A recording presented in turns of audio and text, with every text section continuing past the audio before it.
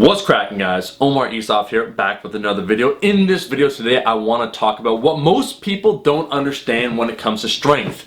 People will tend to think that being at your leanest or being quite lean is where you'll also be at your strongest, and this is simply not the case. Where you'll be most aesthetic, what body fat percentage, is not the same body fat percentage where you'll be the strongest possible version of yourself. And I think this is a very important distinction, because you need to ask yourself, are you more about aesthetics or are you more about strength? You could go through a variety of different phases in your life where you could go, one year you want to focus more on aesthetics, another year you want to get stronger, but you need to decide between the two. And I see a lot of young YOLO bros that are, quite frankly, they're 140 pounds, 150 pounds, and they have abs, and they're like, well, this guy actually, like, he's like 15-16% body fat, and he's lifting this weight. I see comments across a variety of YouTube videos. There's a difference between trying to get lean and aesthetic and trying to get as strong as possible. I know you would think, in theory, once again, that maximizing the amount of muscle mass that an individual has would be beneficial when it comes to strength. And again, that's in theory, but we only need to take a look at reality in order to get a reality check. You've heard other people, I know Alex from Alpha Destiny has talked about bear mode, but we could take a look also at IPF lifters, where I would agree with this general idea that being between probably 11 to 19% body fat is probably where people would be at their strongest. I'm not talking relative body weight. I know a lot of lighter individuals have sometimes referenced relative body weight. I don't think it's an accurate measurement of overall strength. Just think about it like this. How many people weigh 150 pounds that you know that also have a 3 times body weight deadlift, 450 pounds?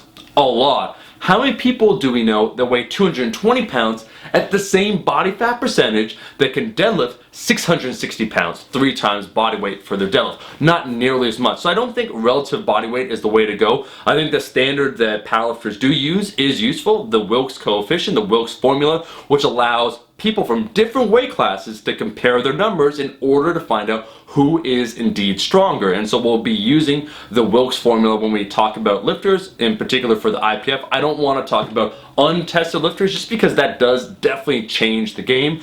But if we take a look at a lot of the different weight classes, not the lighter weight classes, but anything from kind of 83 kilos to 181 and above, you'll tend to notice those that are champions. For the most part, there are outliers, absolutely. There's that Russ Wool, who is absolutely jacked, did have a bodybuilding background from the past.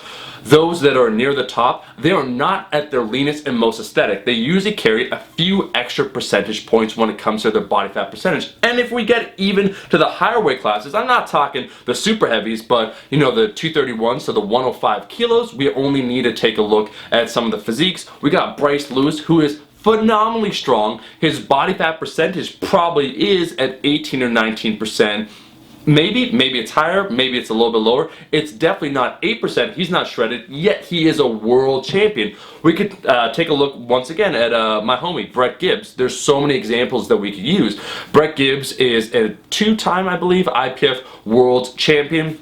He competes in 181. If we take a look at his body fat percentage on the day that he competes, he's probably 13-14%. So he's not shredded by any means. I'm not talking 3 to 4%, but most people, I think, naturally would assume build a lot of muscle, and then even just weighing a little bit less. So if you get down to 7 or 8% body fat, your Wilks would be higher than if you're at 13 or 14%. And this is not the case. I think there's a variety of reasons. I don't pretend to have all the reasons, but we take a look. I know Calgary Barbell, Bryce Krawczyk, who has an insane deadlift, who is highly competitive in his weight class. He just posted a photo of himself, and he's actually leaner than most people in his weight class. And he's in the teens in terms of the body fat percentage. We take a look at also other people like my homie Silent Mike. When he pulled his deadlift, he was stronger when we talk about a Wilks formula being at 18% body fat than probably when he was at 10% body fat. He pulled 700 pounds at that meet. I think he was 231, don't quote me, maybe 235.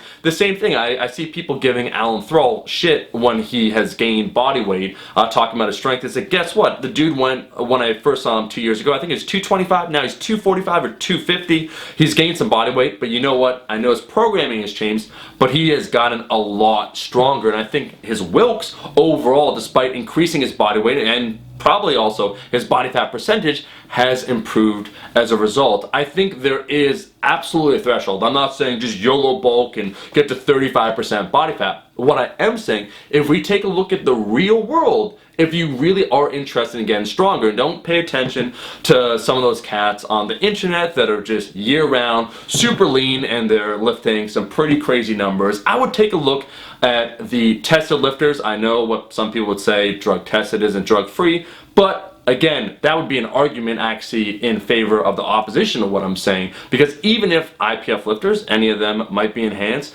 that would be more in favor of them having a more favorable body composition. So the fact would remain that if we take a look at a lot of these champions or people that compete at the most competitive level, once we get above kind of, 83 kilos and above, so 83, 94, 105, all those weight classes. Basically, most people watching this video probably what you compete around 175 to like 240 pounds, something like that. Those competitors are at the top. The majority of them are probably 12, 13, 14, 15, 16% body fat, not 8%. So where you think you'll be at your strongest is not where you'll be at your leanest, and we need to eliminate that. So you'll often see this as an example where someone will post a video, or someone that is strong, they'll post something that's like, yeah, but like that guy's fat, or like he's not in great shape. Yeah, those are two completely different goals that individuals have. So you have to have respect for both of them.